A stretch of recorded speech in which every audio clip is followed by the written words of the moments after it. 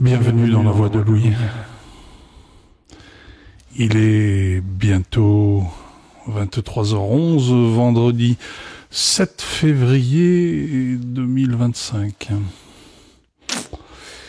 Journée difficile, journée de remise en cause de ce que je fais depuis un certain temps, à vouloir créer une chaîne YouTube.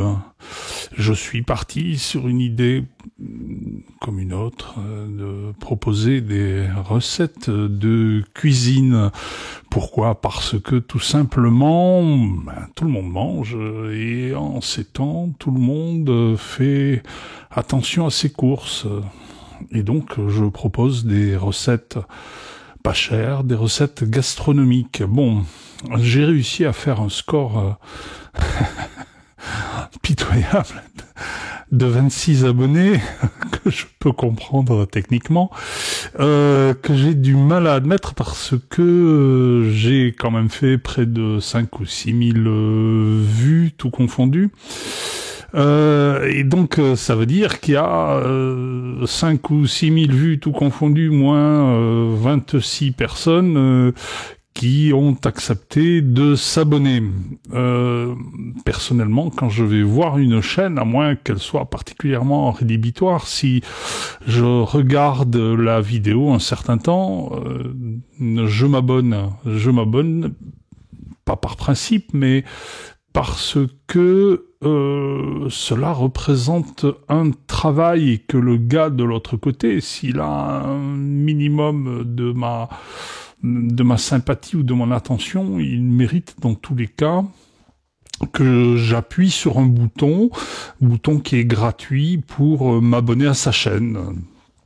C'est une façon comme une autre de propulser la promotion sociale des uns et des autres.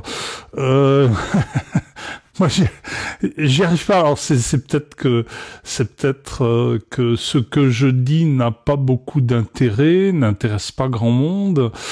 Bon, pourquoi pas, hein. Je suis devant le fait accompli. C'est peut-être que mon apparence est déplaisante, bien que j'ai vu bien pire. Voilà, les faits sont là, et donc je me pose la question de savoir si je vais continuer, non pas sur YouTube, mais si je vais continuer dans cette veine de travail. J'ai beaucoup d'idées, j'en ai essayé d'autres d'ailleurs. J'avais essayé une chaîne sur la moto, sur les motos spéciales, puisque je suis un petit peu spécialisé aussi dans la construction de machines spéciales, bien que ça n'ait jamais été mon métier. J'ai été mécanicien très spécialisé. Et apparemment cette chaîne, elle avait fait plus d'abonnés, elle avait fait presque une centaine d'abonnés. Mais j'avais pas beaucoup de retours. Les gens apparemment regardaient sans me faire de réflexion, ou alors des réflexions plutôt désagréables, du genre tu sais tout. Bon, alors c'est vrai que j'ai une bonne culture technique que je voulais partager, mais apparemment partager son savoir semble atteindre l'ego de certains. Et j'ai un petit peu peur que sur cette chaîne de cuisine, ce soit un petit peu la même chose, parce que il me semble comprendre que des générations nouvelles refusent de considérer que d'autres plus âgés ont déjà fait des expériences et sont capables de leur transmettre leur savoir. Il semble que YouTube soit une façon de concentrer les regards avec la certitude que l'on a tout appris. Que l'on sait tout. Et puis soudain, de temps en temps, des gens font des vidéos pour enseigner à d'autres ce qu'ils ont appris. Alors c'était un petit peu ce que je voulais faire, et personnellement, je vous avoue que YouTube me fascine. C'est pour ça que j'y suis. C'est pour ça que j'y suis. Bon, pour d'autres raisons aussi. YouTube me fascine parce que en faisant un filtrage évidemment, mais en programmant ces centres d'intérêt, voire en laissant le hasard faire, on apprend vraiment beaucoup de choses. Mais donc le problème est que certaines personnes sembleraient refuser d'apprendre. Et je peux vous garantir que ces personnes-là, apparemment, feraient mieux d'apprendre. Feraient mieux d'apprendre parce que quand je vois ce qu'ils font, quand je vois ce qu'ils disent, ne serait-ce qu'à écrire dans un français extrêmement approximatif, bon, il y a quand même des sacrées lacunes. On est face à une société, non pas de l'ignorance, mais de l'inculture. De l'inculture. C'est même plus de l'ignorance, c'est un niveau où il n'a pas été possible à certains d'apprendre des fondements professionnels ou même simplement des fondements d'apprentissage, apprendre à apprendre. Ça semble être très difficile pour beaucoup et j'ai peur que YouTube soit du temps perdu. Que YouTube soit du temps perdu pour ces gens-là et que ceux que les anciens comme moi, à 68 ans, ont la capacité de transmettre, soient perdus dans le flot de choses faciles à absorber et qui flattent l'ego de ces gens-là, qui les positionne dans l'illusion qu'ils maîtrisent quelque chose. Et comme j'ai beaucoup aimé Cervantes quand j'étais à l'école en cours d'espagnol, les moulins à vent, combattre les moulins à vent ne m'intéresse pas beaucoup. Je n'ai aucune générosité avec mon temps. Il est précieux, et plus il passe, plus il l'est. Et pourquoi est-ce que je le perdrais à transmettre ce que je sais? Et j'ai quand même des connaissances précieuses, comme beaucoup d'autres, mais j'ai beaucoup de connaissances précieuses et diverses.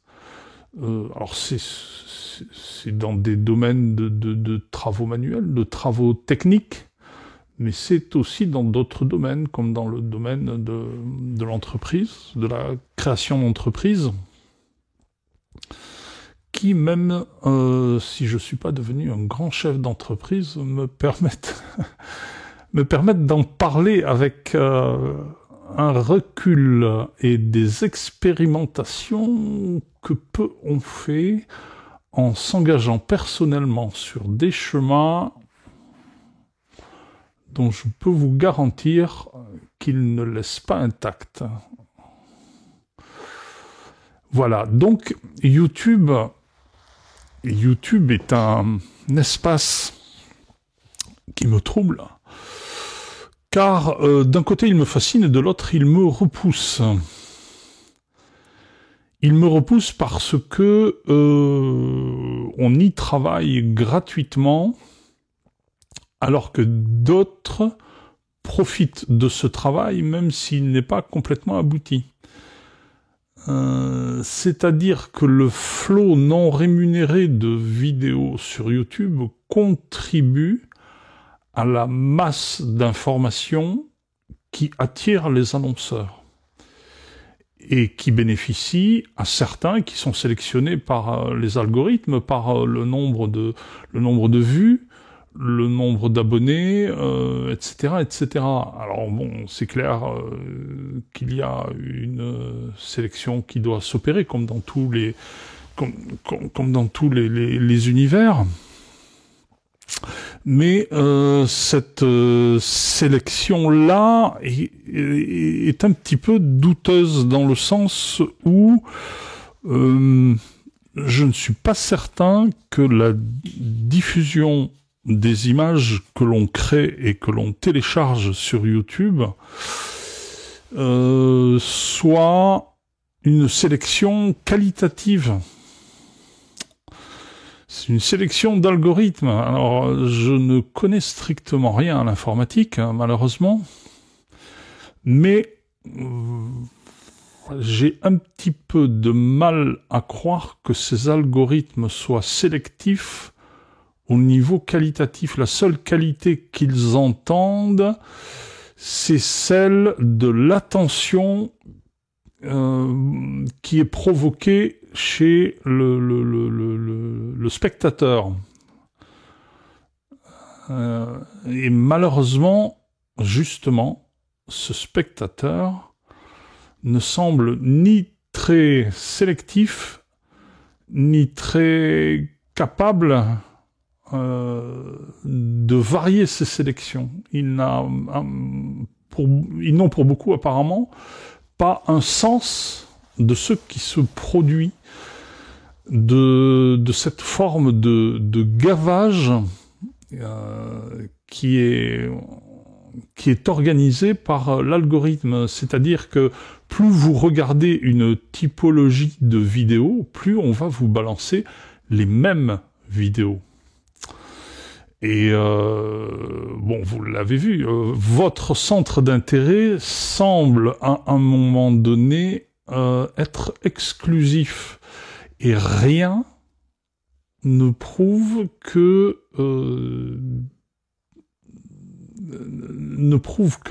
l'algorithme soit capable de déborder de ce centre d'intérêt pour votre bien. Alors pour votre bien et peut-être même pour celui des annonceurs. Est-ce que l'algorithme est suffisamment intelligent pour imaginer que quelqu'un qui, par exemple, regarde je vais dire une ânerie, regarde des images de rugby, par exemple, cet algorithme peut-il imaginer que vous allez rire, ce monsieur ou cette dame d'ailleurs vont être friands de charcuterie. Pourquoi ? Ben parce que dans les pays de rugby, et j'en viens, dans les pays de rugby, l'alimentation est très carnée, et le cochon a une place extrêmement importante, y compris chez les sportifs d'ailleurs. Hein, les sportifs du rugby que je connais un petit peu ne se privent pas tous les jours du moins, ne se privent pas tous les jours de tranches de jambon, de saucisson et de pâté, et c'est tant mieux pour eux, ça reste ainsi des êtres humains à part entière, même s'il n'est pas nécessaire de manger du cochon pour être un être humain, entendons-nous. Donc alors là, pour en revenir aux algorithmes, les algorithmes font-ils une extension sélective des centres d'intérêt vers d'autres centres d'intérêt proches qui, en fait, constituent une culture. Je m'explique. Un seul centre d'intérêt ne constitue pas une culture. Une culture est constituée d'une multitude de centres d'intérêt qui se cooptent, qui se collisionnent, qui se percutent, qui se complètent, qui se soustrayent et qui se multiplient. Et cette diversité de plaisirs engagés vers une information constitue à un moment donné une culture pour peu qu'elle soit partagée par un groupe d'individus. Ce groupe d'individus qui joue au rugby va avoir le centre d'intérêt de la nourriture, va avoir le centre d'intérêt peut-être d'une certaine littérature ou d'une certaine musique, d'une certaine façon de s'habiller, d'une certaine façon de vivre, de dormir, d'une certaine typologie de filles du pays ou d'un petit peu plus loin. Et tout ça constitue une culture. Et est-ce que l'algorithme est capable de culture ? La discussion est ouverte et je vous avoue que je n'ai pas de réponse, si ce n'est que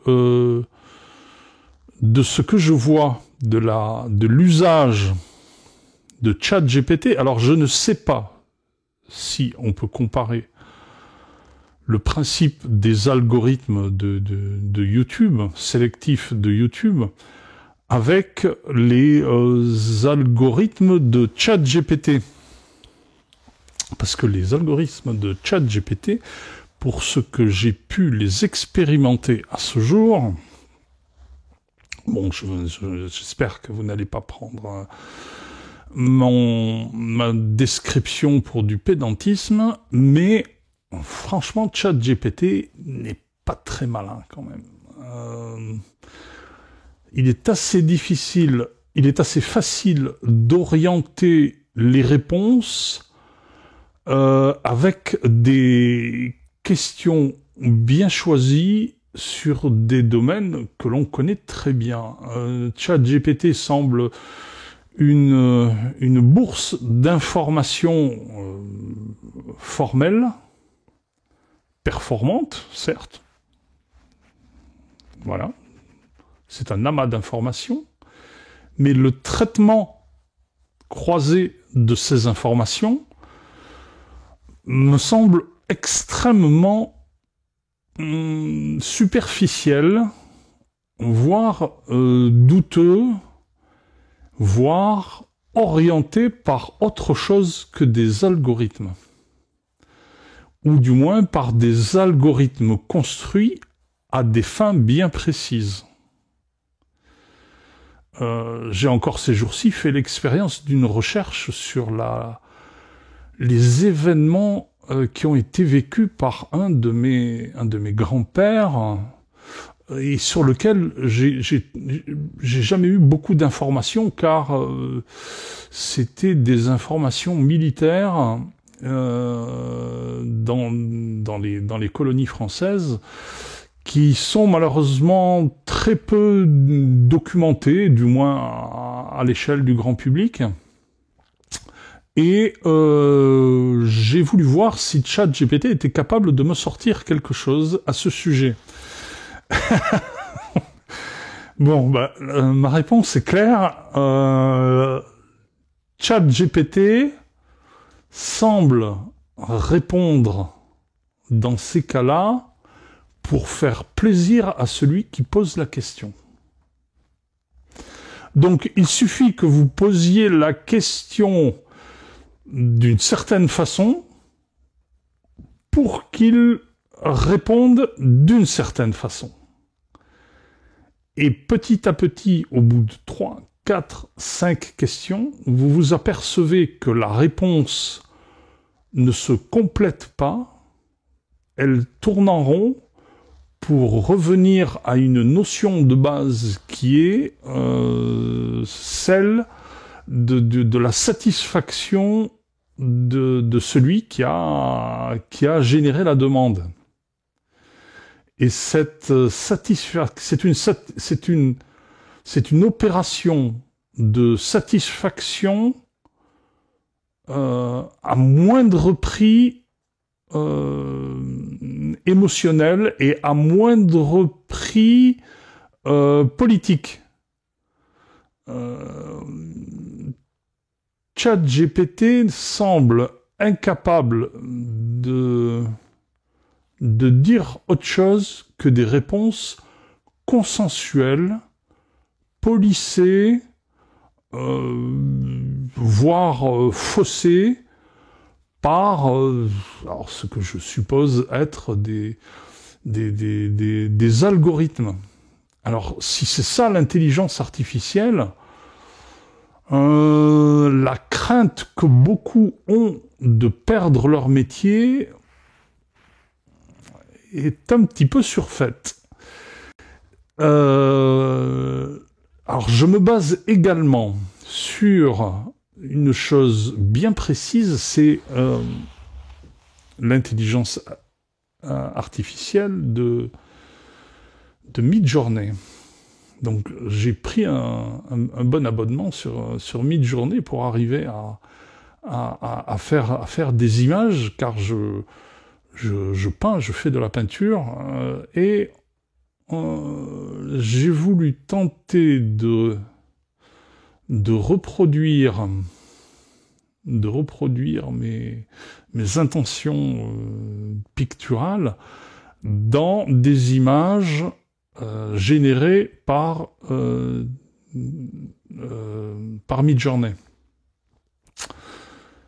Bon, c'est assez compliqué car il s'agit d'envoyer un message, un prompt, il s'agit d'envoyer un message dans lequel vous allez décrire l'image que vous voulez, mais pas pour qu'elle soit comprise par un être humain sensible, mais par des algorithmes qui vont croiser les différents mots qui ont été rentrés par quelqu'un. L'algorithme ne se construit pas tout seul, ou alors il y a quelque chose qui m'échappe. Surtout pour les images. Surtout pour les images, je vois pas très bien comment une image pourrait générer un mot. Une couleur encore peut s'identifier par un chiffre grâce à des cellules photosensibles, mais un personnage ne peut pas être décrit par d'autres cellules photosensibles que celles d'un œil d'être humain et d'un cerveau d'être humain. Bon, je suis pas certain de tout comprendre dans le principe de la génération d'images, mais ça ne peut pas se construire sans une intervention humaine.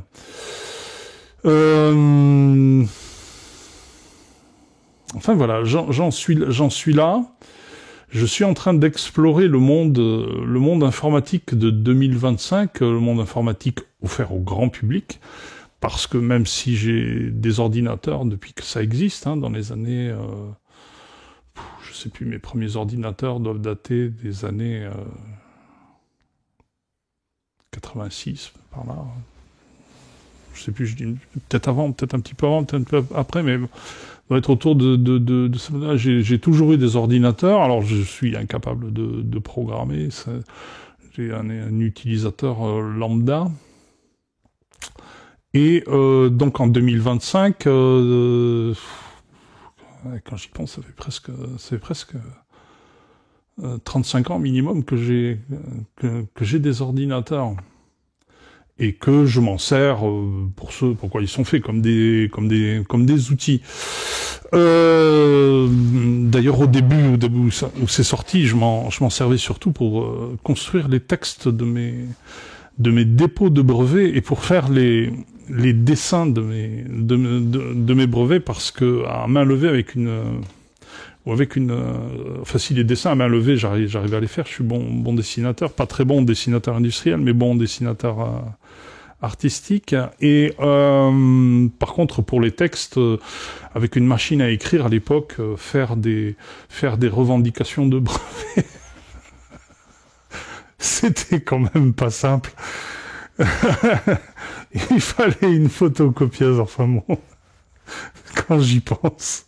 J'ai gardé toutes les archives et quand je vois ce que j'ai réussi à faire,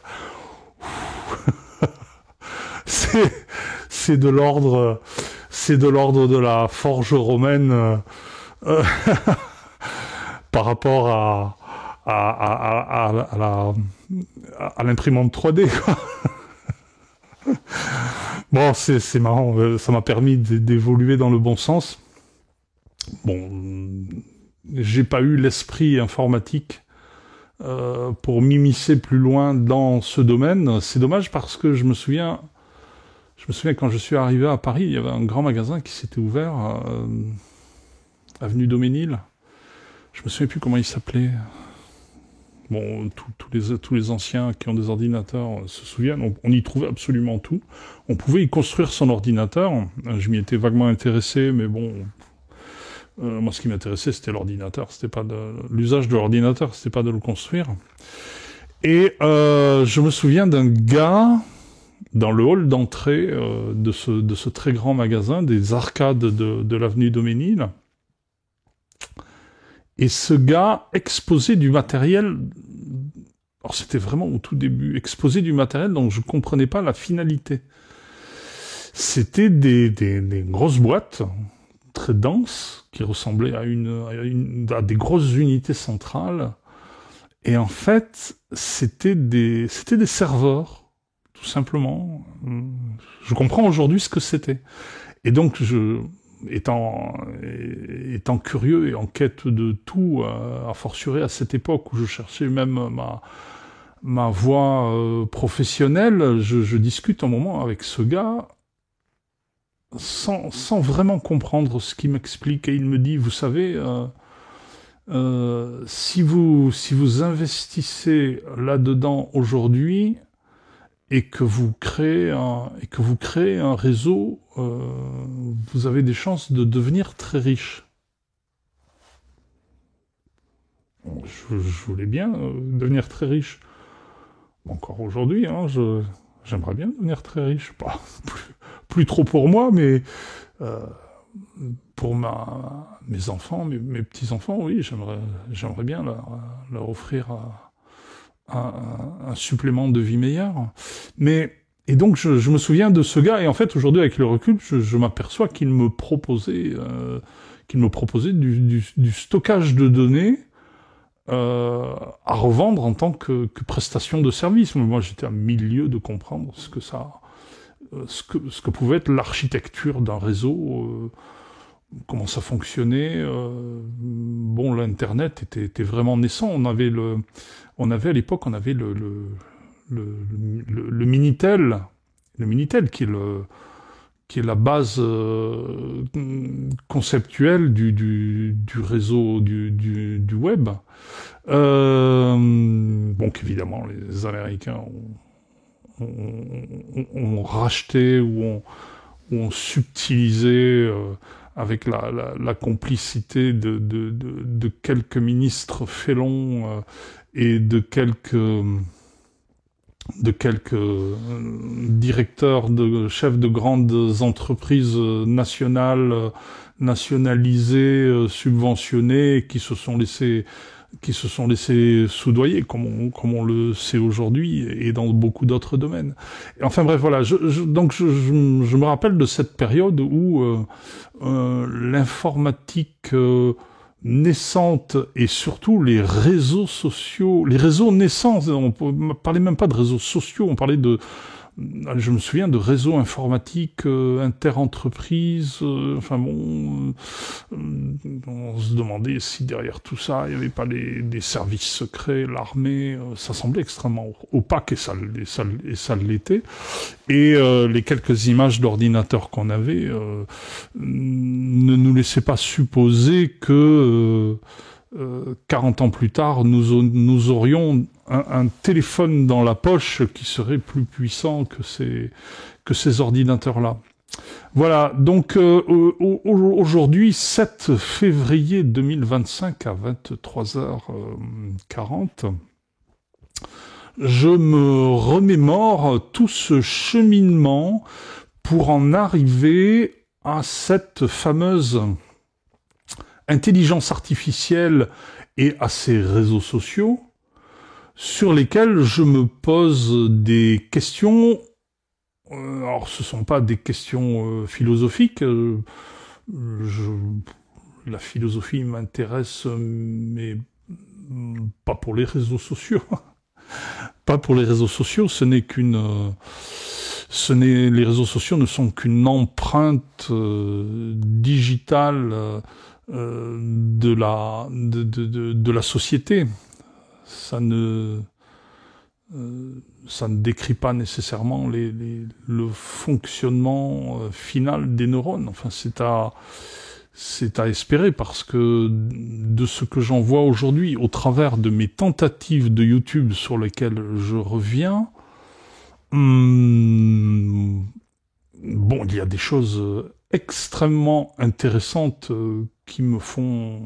dont je me régale, hein, sur YouTube. Il y a vraiment des chaînes extrêmement instructives qui me font regretter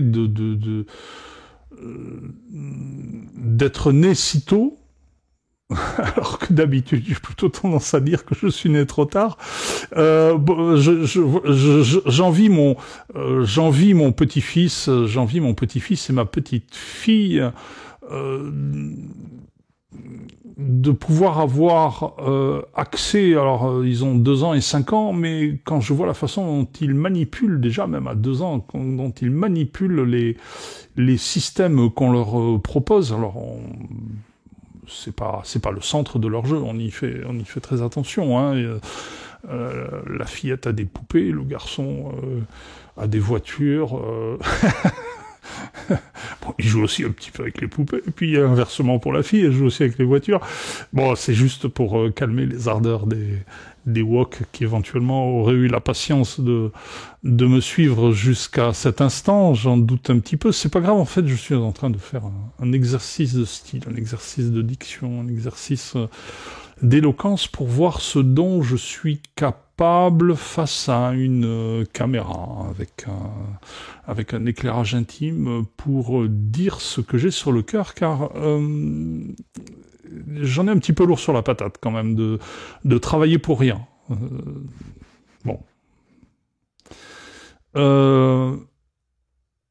Surtout quand on voit dans le monde réel tous ces gens qui s'arc-boutent sur la rémunération de 5 minutes supplémentaires dépassées de leur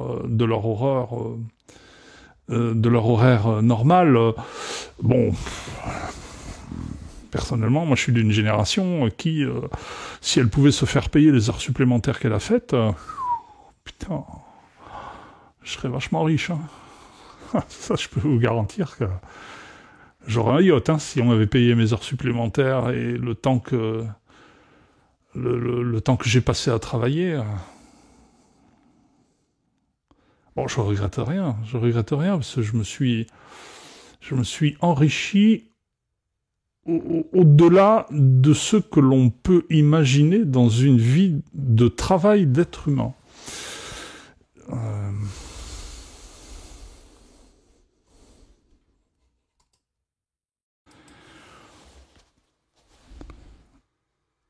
Et donc, pour continuer mon discours, donc cette vie de travail d'heures supplémentaires, impayée, bon, pour la plupart du temps parce que j'étais à mon compte. Donc,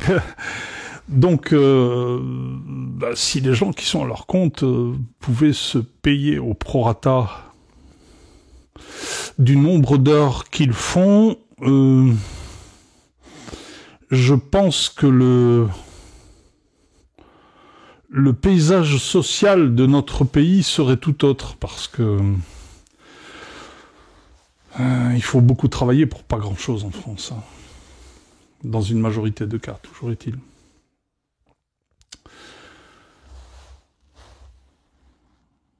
Et donc cette expérience de YouTube me rebalance dans ma vie professionnelle concrète, où lorsque je crée un magasin, lorsque je crée un restaurant,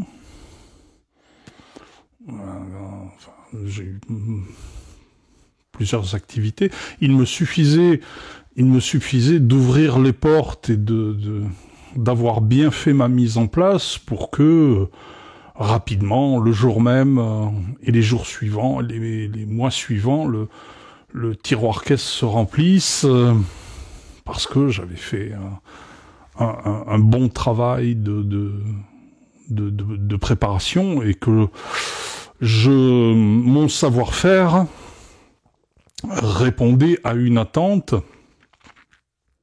qui me rémunérait pour ce savoir-faire. Sur YouTube, il en va tout autrement. Alors c'est que, vraisemblablement, ce savoir-faire n'en est pas un.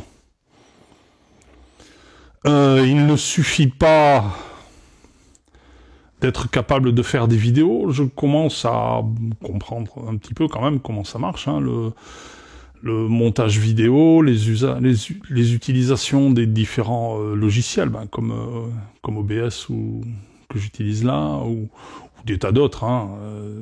Bon, tout ça croisé, mixé, permet de comprendre en fait comment générer une suite d'images qui font et de sons qui font une vidéo, mais le problème est entier quant à deviner ce qui va intéresser un certain auditorat qui va être rémunérateur. C'est tout le problème qui est extrêmement difficile à cerner. Et moi, je suis non seulement d'une génération qui n'a pas eu accès à ce questionnement pour des offres de services immatériels. J'ai toujours proposé des services concrets de travailleurs manuels, de prestataires de services concrets. Et là, je me retrouve à devoir offrir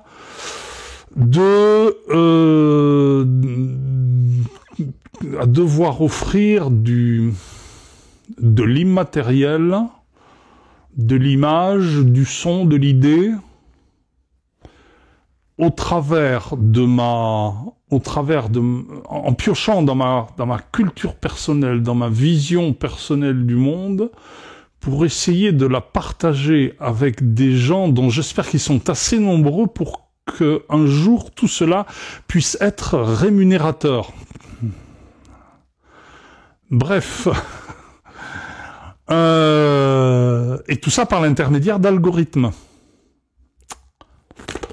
Vous voyez un petit peu le problème. Alors peut-être que d'autres qui auront eu la patience de me suivre jusqu'à maintenant, là il est 23h52, ça fait près de 40 minutes que je parle. Si vous regardez jusque-là, bravo. Hein. Bravo, si vous prenez tout ce temps pour me regarder, faites-le moi savoir. On a peut-être quelque chose à partager des mystères de l'âme humaine, des êtres vivants en 2025 et venant de notre temps surtout. Tout ça est compliqué. Et la semaine prochaine, je vais avoir une conversation avec des gens spécialisés dans le développement des chaînes Internet pour voir ce qu'ils ont derrière la tête à demi-mot avant de les rémunérer pour qu'ils m'aident éventuellement. Je lâche pas mon pognon facilement, parce que je le gagne pas facilement. Il faudra qu'il soit sacrément convaincant pour que je leur offre avec monnaie sonnante et trébuchante la possibilité de me promouvoir ou du moins de m'aider à engager l'intérêt d'auditeurs. C'est ça le problème.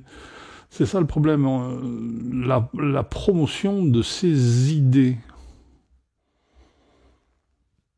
La promotion de ces idées. Alors, dans le fond du problème, se pose l'idée que l'on a soi-même de l'intérêt identique qu'ont d'autres personnes derrière, de l'autre côté de l'écran. Et c'est là que nous vivons dans l'illusion. C'est là que nous vivons dans l'illusion. Et c'est là que naissent des déceptions en regard du retour que l'on en a. Alors, des déceptions, oui et non, et puis des confirmations. Des confirmations que nous vivons dans une société, dans un monde qui vacille, qui n'a pas de structure très pérenne d'un point de vue de la consistance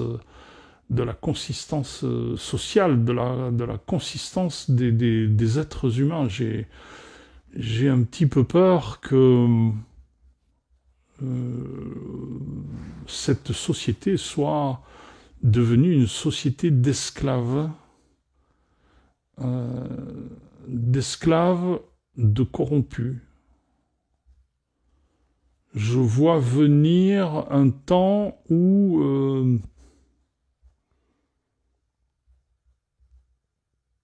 des foules vont courber les chines pour simplement avoir le droit peut-être de manger, de regarder la télévision, même plus de se chauffer correctement en hiver, car c'est ce qui me désole le plus, c'est ce qui me fait chavirer un petit peu en ce moment, c'est de voir à quel point il devient coûteux de simplement avoir le confort usuel que nos parents avaient depuis des décennies, on va dire, depuis après la Deuxième Guerre mondiale, avec l'avènement des 30 Glorieuses, même dans les coins les plus reculés, il n'était plus question en France de ne pas se chauffer. Eh bien, en 2025 en France, on a du mal à se chauffer. Et moi, le premier, dans la maison, je ne chauffe que les pièces où je suis longuement. Et bon, si j'ai une doudoune, là, c'est que dans la pièce où je suis, dans le studio, il doit faire à peine 12 degrés. Alors c'est pas mortel, mais ça va bien parce que je suis un gaillard costaud qui préfère justement avoir un petit peu froid qu'un petit peu trop chaud. Et qui sait bien que en bougeant, on atteint très vite une température de fonctionnement acceptable, comme ce devait être le cas il y a autrefois. Hein. Mais c'est aussi une façon de mettre un genou à terre et de courber les chines face à ce que l'on veut nous imposer pour de mystérieuses raisons que je n'appréhende pas ou que j'ai peur de voir. Que j'ai peur de voir parce que si tel était le cas, si la vision qui se profile et que quelque part je refuse de voir, je refuse de croire, si c'était une réalité, cela voudrait dire que nous sommes dans un très grand danger. Nous sommes dans un très grand danger de soumission à des gens aux intentions particulièrement néfastes.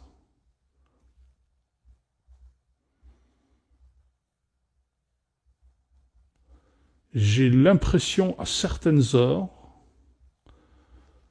dans certaines phases de réflexion, de plonger dans les tréfonds de la pire science-fiction que l'on a pu envisager, et dans la pire reproduction de ce que l'on a déjà vécu sous des couverts de paradis nouveaux.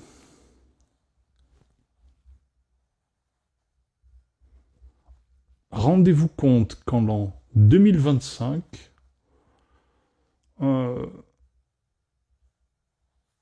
rendez-vous compte qu'en l'an 2025, en France, les gens ont du mal à se chauffer et des gens ont du mal à se nourrir correctement. Alors c'était un petit peu mon idée qui avait généré cette chaîne, c'est-à-dire comment se nourrir correctement avec peu d'argent. C'est un petit peu ce que je fais. Bon, alors je le fais par nécessité, puis je le fais par goût également. Ayant eu une belle formation et ayant travaillé dans la restauration, je sais parfaitement, à partir de pas grand-chose, faire des très bons plats. Et je voulais le partager, mais apparemment ça semble pas intéresser, ou alors les gens n'osent pas avouer qu'ils sont dans le besoin, un petit peu d'ailleurs comme au supermarché. Quand je vais au supermarché, je passe autant de temps à regarder les gens ausculter les prix qu'à faire mes propres courses. Alors malheureusement, j'ai pas le droit de filmer dans le supermarché où je vais. Je me suis fait prendre avec ma petite GoPro, et le boucher a tout de suite appelé la sécurité pour me dire ouais, il y a un gars qui filme mon étalage avec les prix. Et puis alors le boucher s'est mis presque à gueuler. J'ai cru qu'il allait me lancer un couteau. Et bon, j'ai compris que donc j'ai caché ma caméra, mais il y avait quand même les vigiles qui m'attendaient à la sortie des caisses. Donc j'ai fait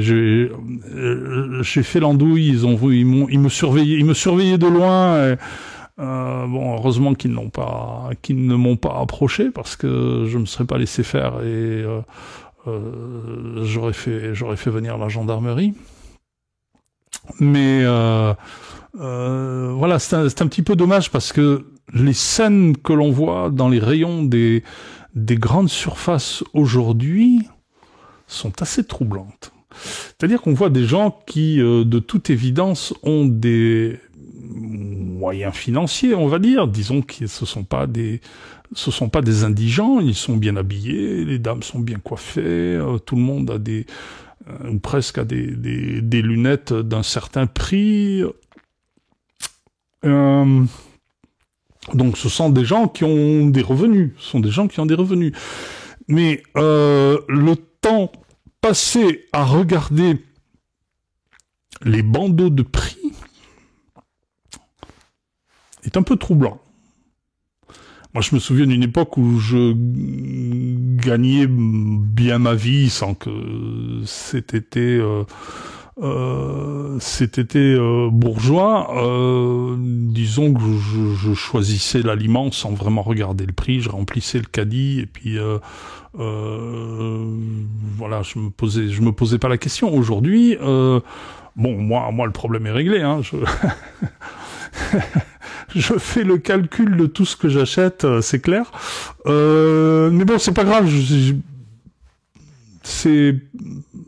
Ma culture personnelle ne me fait pas m'effondrer sur cette situation. Il s'agit de manger correctement, de façon nutritive, avec des choses qui ont du goût. En dehors de ça, je cours pas après l'entrecôte à chaque repas, ou les ortolans, ou les desserts pharaoniques. Je m'en fiche un petit peu. Je sais ce que c'est, j'y ai goûté, je sais comment ça se fabrique. voilà, j'en fais pas une question d'honneur, j'en fais pas une nécessité absolue, une nécessité culturelle qui est une vraie souffrance d'ailleurs pour certains Français. Manger bien. Alors ils croient manger bien, mais puis ils mangent, les trois quarts sont des goinfres en fait. C'est pitoyable. C'est un petit peu ce que j'ai essayé de dire dans mes quelques vidéos de cuisine. C'est pas parce que vous achetez des aliments chers que vous en ferez quelque chose de bon et que ça fait pas de et que cela fait de vous un gastronome.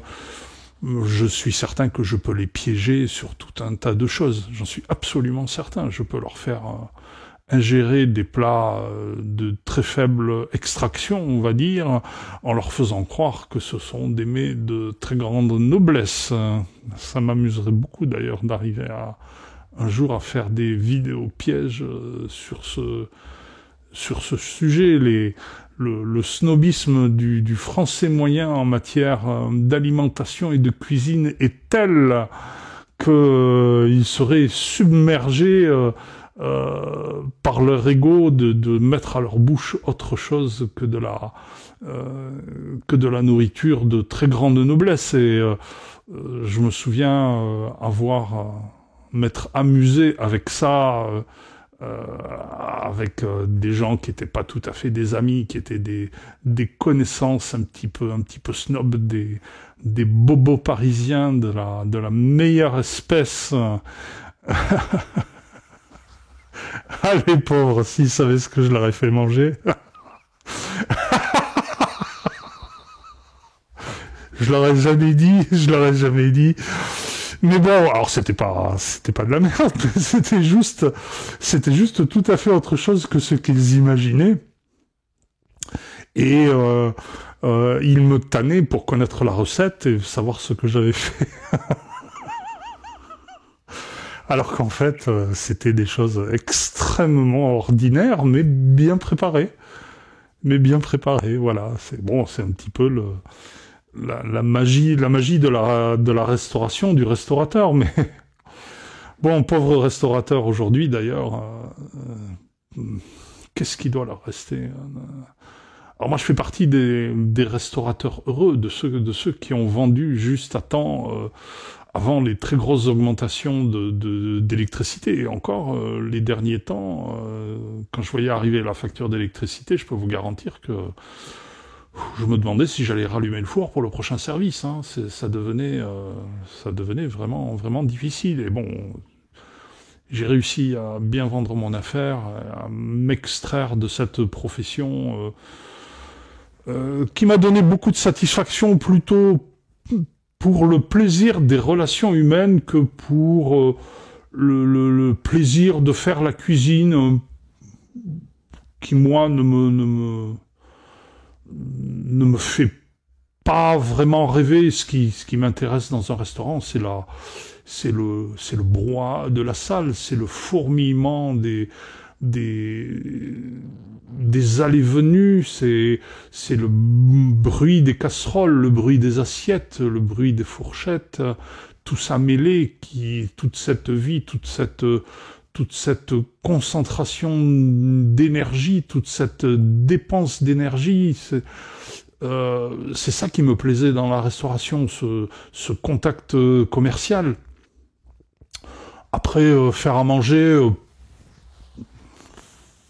bon, s'il y en a qui passent leur vie, tant mieux pour eux. Moi, ça me faisait pas plus rêver que ça. C'est plus l'espace d'un restaurant qui m'a toujours beaucoup plu depuis le premier jour où je suis rentré dans une salle de restaurant en Andorre, au pas de la case où j'étais allé pendant les vacances pour travailler. Mais ça, je voudrais garder ça pour une autre séance vidéo, parce que je vous avoue que j'aime bien rester comme ça devant la caméra et parler, digresser. Je vais le mettre en ligne, et puis je voudrais voir le résultat. Bon, s'il y a personne, c'est pas grave, j'en ferai d'autres, je continuerai. Et peut-être que derrière, je créerai une chaîne autour de cette idée, une chaîne façon podcast, une chaîne avec une chaîne narrative. Je sais pas si c'est le bon terme, mais ça me plaît.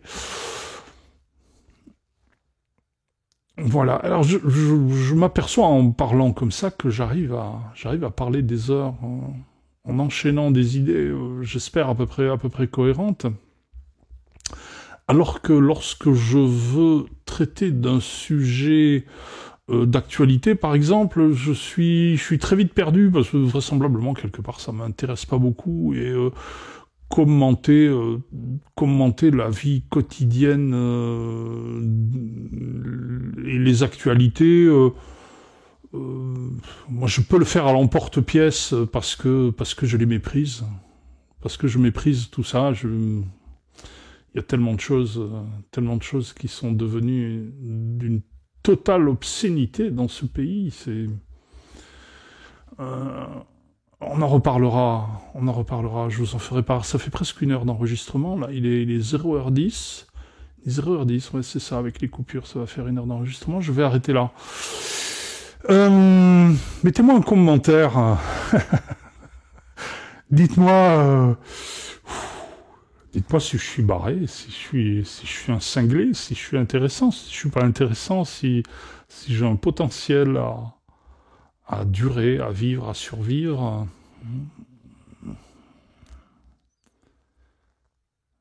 Bref, allez. Je vais arrêter là.